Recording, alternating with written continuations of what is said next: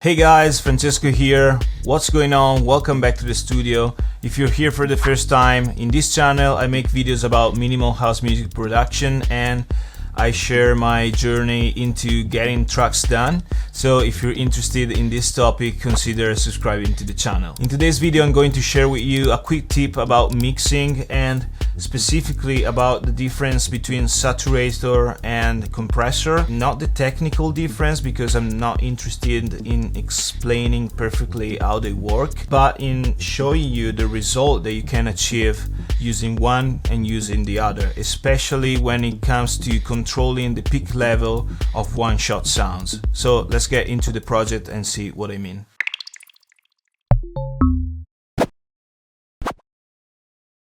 In this project I'm working on a snare sample that I want to include in my new sample pack, Distilled Noise Minimal and Micro House Samples number 3, which will be out I don't know when yet. Let's just solo this, and if you see here I have a sample with a very loud attack and then it goes down rapidly, and I can see that even better if I just open this ozone limiter. You can see on the waveform what's happening. So very high peak level on the attack and then it goes down. So if I play this together with my kick, so let's suppose I'm on the mastering phase, this is just a kick and the snare, but of course we will have way more sounds. But just to show you, that happens even if you put a compressor in the drum bus, okay, and we want to compress the drums, and you have that your compressor is working mainly on your snare sound. It's compressing just when it plays together with the kick, and I'm having 2.4 dBs of gain reduction. Okay, so I want to lower the attack peak level. If I go here also, we can see that our snare is hitting at minus 15 dBs. Okay, I want to reduce that peak level because I don't want to get so much limitation or compression when I am in the group. So the first idea that we could have is using a compressor. Compressors reduce the gain of a sound just by pushing down the volume. And you know that they have attack time and release time, so their behavior is based on time. And they have also, and this one has look ahead, so it means that it looks forward to what is happening on the sound. So now I want to compress immediately. I want to get down that attack peak level. So I switch on the compressor and I start going down with the threshold.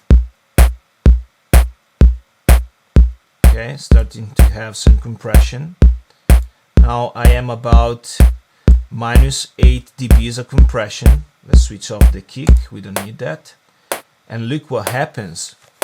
We still have this strong attack level here. And if we match the levels before and after compression, okay, so it even sounds snappier.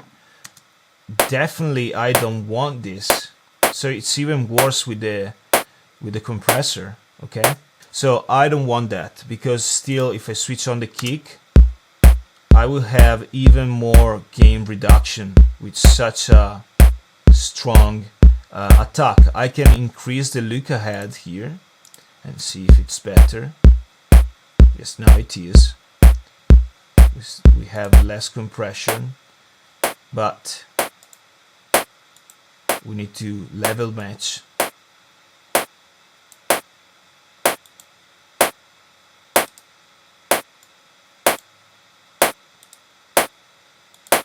So as you can see, we didn't solve that much. What about saturation? What saturation does is when you push the gain, it starts distorting the sound. So basically distortion is like shaving the peaks levels of your waveforms. Okay, so not only, but it also add harmonics, so it add things that I didn't have before, and that enrich the sound, so it makes it look louder. So let's take a look. Let's switch off the compressor, switch on the saturator, output 0, drive to 0. And let's start adding drive. So I want to still be able to look at the waveform here. Push the drive. Of course I need to compensate. Let's put at about 14. So I take down the output of 14 decibels. Let's level match.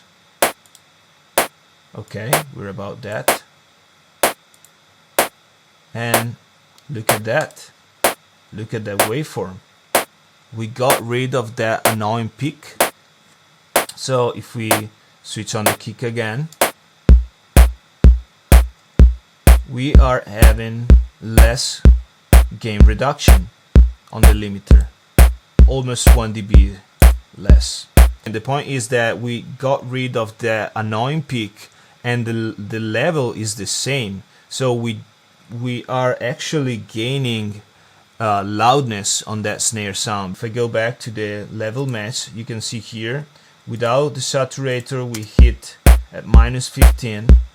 With the saturator we hit at -19.4. So it's more than 4 decibels of reduction of the peak without actually changing the loudness of the sound, because it looks like it's at the same level. So this is a very simple use of saturation. Consider using this also on claps, on kicks, hi-hats. You can actually use it on every one shot. This is very nice for one shots to control how they sound, but you can use it also on loops, of course. Try it out.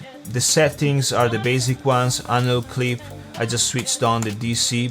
The depth is the amount of saturation, so if you want to push it a little bit more to add more harmonics and stuff, you can do that. Always level match before and after, so you can actually see what happens.